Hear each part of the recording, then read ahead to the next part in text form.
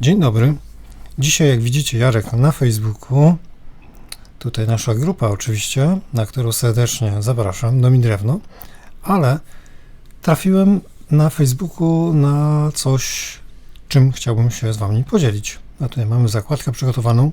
Trafiłem na to wczoraj, ale nie mogłem mówić wczoraj, mówię dzisiaj, więc zobaczcie.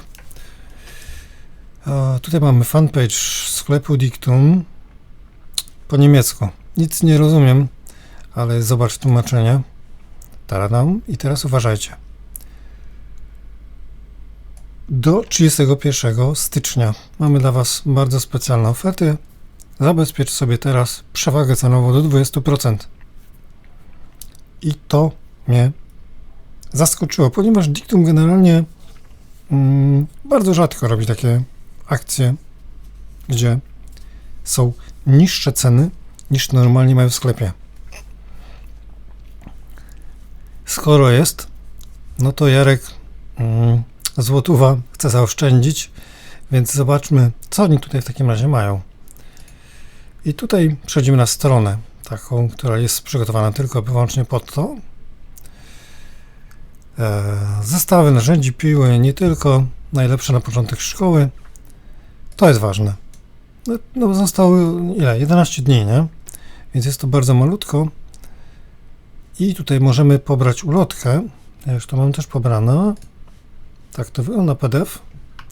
No i tutaj mamy całą tą tabelkę z cenami.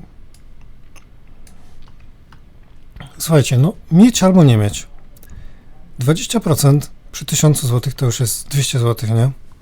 Więc zobaczcie.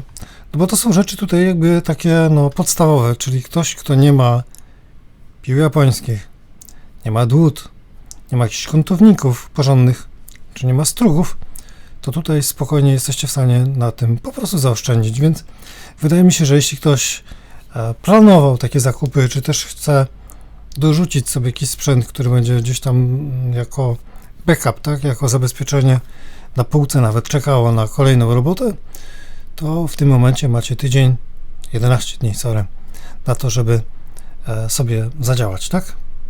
Tyle w temacie. Linki Wam wszystkie podam, a my widzimy się w kolejnych nagraniach. Do zobaczenia. Cześć!